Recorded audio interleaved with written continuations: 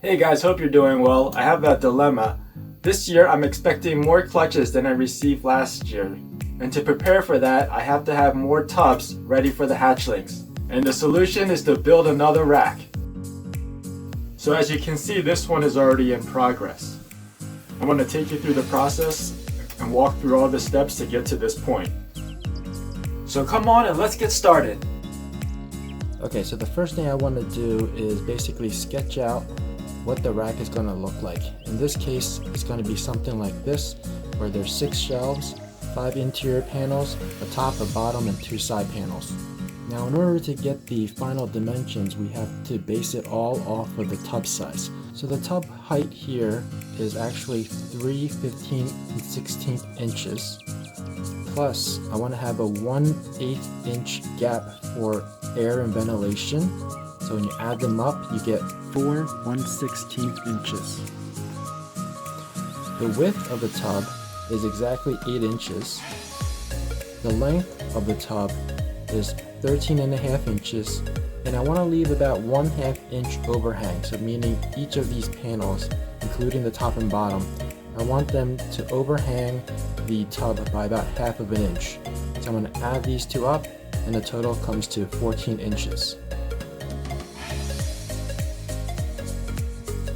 So now that I have the dimensions of the tubs, I'm going to calculate the dimensions of the side panels. This one and the one over here. So the side panels here, the way I get the length is I take the height of the tub times the number of shelves, in this case there's 6, plus the number of panels times the thickness of the material. And so now we put in the numbers. 4 1/16 came from right here. The number of shelves is 6, plus the number of panels, which is 5, plus the thickness of material. I'm using 1/2 inch PVC, and then we just work out the math, and the sum comes up to be 26 7/8 inches.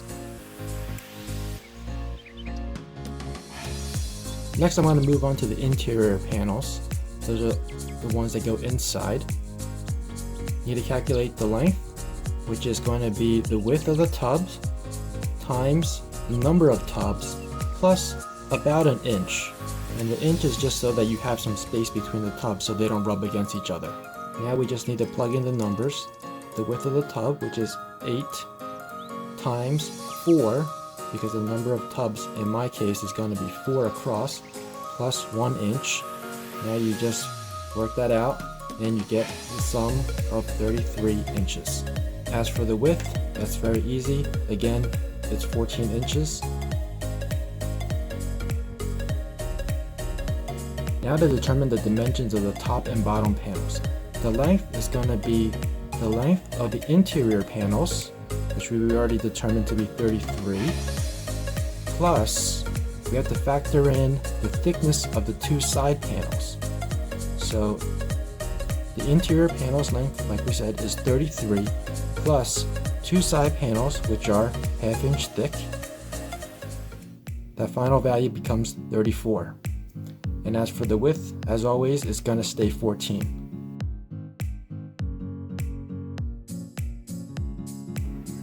Now that I have my final measurements, I can just take this list over to Home Depot, have them cut it, and bring it home for assembly.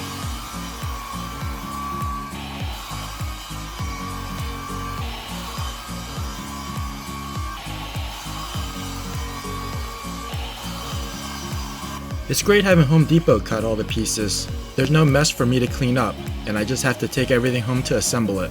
I'm using 4 of these corner clamps as a second set of hands as I'm working by myself.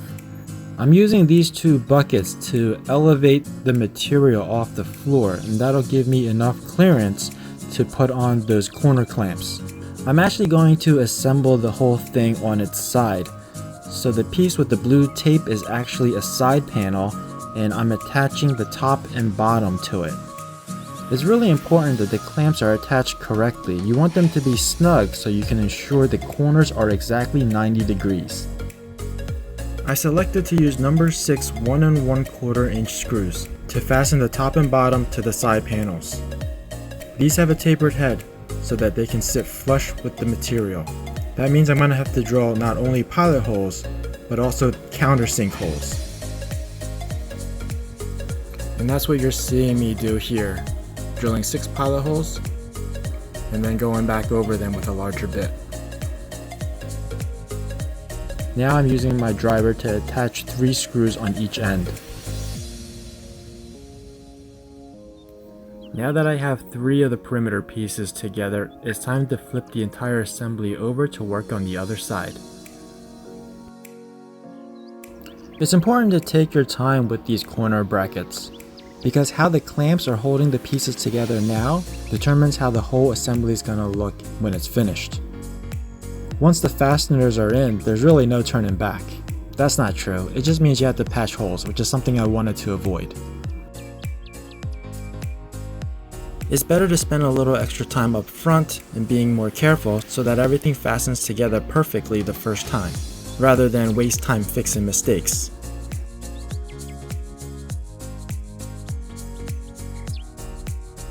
Once I was satisfied with the way the clamps are holding the assembly together, it's time to drill pilot holes and countersink the screws. By the way, there are such things as countersink bits which can make the pilot hole and the countersink hole. That just makes work go a little bit faster, but I didn't have that many to do. Now, I don't think this part of the build would be complete if I didn't show you up close how to drill pilot holes and countersink holes.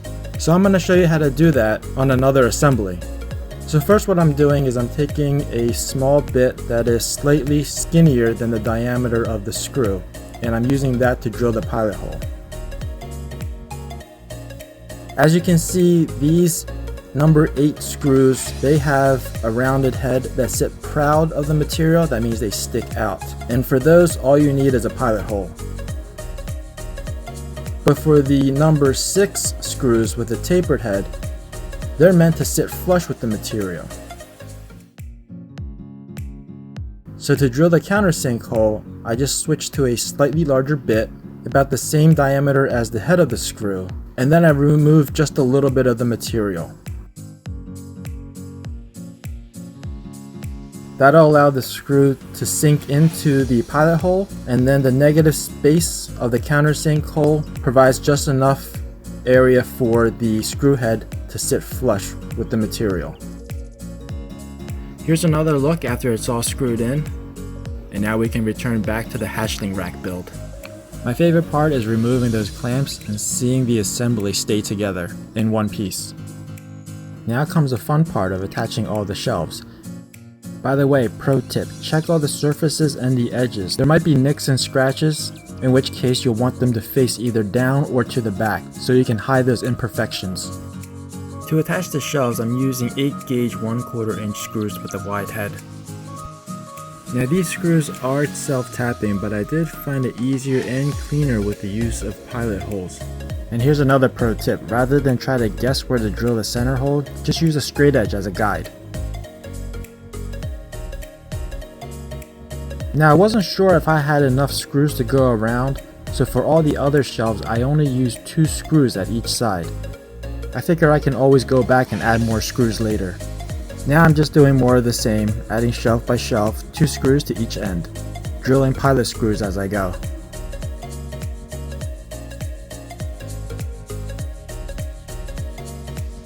Now I'm just lining up each shelf with the blue tape. I'm really glad I took the time in the beginning to measure out where each shelf needs to be, and I marked those spots with the blue tape, and that made things a lot faster and easier than if I were to have to find the right locations for each shelf during the assembly. I find that a little prep work makes the actual work much easier and you get much better final results. And then I just flip the whole assembly over and repeat the process on the other side.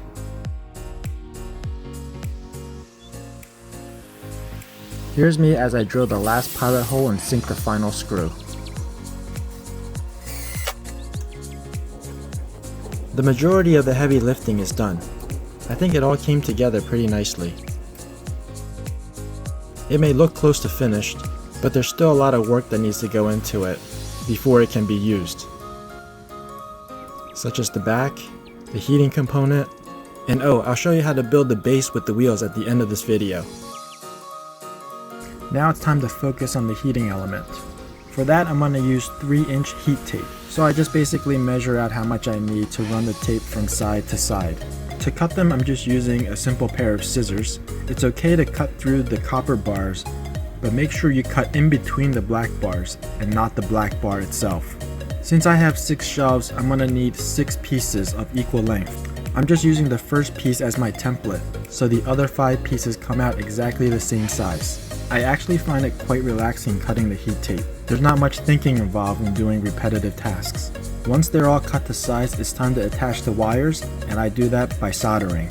So the first thing I do is melt away a little bit of the plastic, exposing the copper bars. I'm just using extension wires that are cut down to the length I need. The wire ends need to be exposed and then prepped. Prepping basically just involves dipping the copper ends into a little bit of the flux and then melting some of the solder onto it. And I do that to both ends of the wire. Then another dip into the flux, and it's time to connect the wire to the heat tape. And just like that, we're all done. Only 5 more to go. I spun the entire unit 180 degrees, so what you're seeing here is the back of the rack. All I'm doing right now is marking the center of each shelf, and I'll explain why a little bit later. So now I want to install the heat tape, but before I do that, I need to seal up all the ends as well as the exposed wires. And I do that with a little bit of electrical tape. So 2 pieces of tape is all that's needed to seal up the end that doesn't have the wires connected to it. As for the solder side, I'm going to double up on tape just for a little added protection. Now attaching the heat tape to the shelf is really simple. It's just a matter of using some tape. Here I'm just using some foil tape. It's silver and it's used for ductwork, but don't get this confused with duct tape. Since it's foil, it also helps to conduct heat. So here I'm just doing one at a time, and that's really just to show you guys all the steps required to attach one heat tape. But this rack requires a total of 6, and if you're doing a bunch like I am, it's actually more efficient to work in an assembly line fashion. I should mention there are other ways to connect the wires to the heat tape, so make sure to ask the store that you buy the heat tape from, because they could sell crimps and clamps, and you can use those in place of soldering. Now I'm purposely leaving the center portion of the heat tape exposed. There's something else that I need to attach there that wasn't initially called for in the plans, and I'll get to that in just a few moments. But first I need to install heat tape to all 6 shelves and adhere them with the foil tape. This is actually pretty simple to do. It just takes a little practice. Here you can see all 6 shelves now have the heating elements taped into place. Notice that on 2 ends of the heat tape I purposely left the foil off. That's because I need to install the temperature controller probe. Alright, so here are the pieces that I decided to add midway through this project. These are basically dividers, and they also act as additional support. These pieces have a little groove on the bottom, and that's to allow the heat tape to pass through. I've shown you how I use these in past videos, and I talked about how to make them, but I never actually showed you. So this is a good time for me to show you how to make that little groove. Since I need 6 altogether, I'm clamping 3 of them together with 2x4s on each side. That just helps to add stability while I'm working. And all I'm doing is taking a simple chisel and digging out a little of the material in between the 2 lines that I've marked. The dimensions for the dividers are 13 inches by 4 1/16 of an inch. A chisel has 2 sides. One is flat and the other is beveled. The proper way to remove material is to have the bevel side facing down. Now you'll see why I marked the center of each shelf. The purpose of the tape is so I can know where the centers are when I install the dividers. Now it's hard to see me on the other side of the rack, but all I'm doing is dabbing a little bit of PVC glue on each piece of the divider, and that little bit of PVC glue is enough to hold the dividers firmly in place. PVC glue, or PVC cement as it's called in the home improvement store, comes in several varieties. Since we're not dealing with water pressure, Any kind will do as long as it's for PVC.